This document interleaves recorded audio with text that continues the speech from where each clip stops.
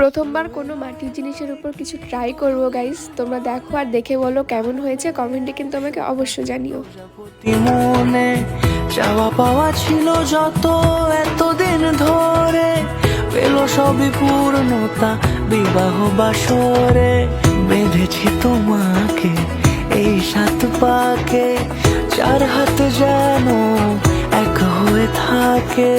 কোনেরই তো সাজে অন্তরে আজে, আনলে তুমি ভালোবাসা যে। ও শুভ শুভ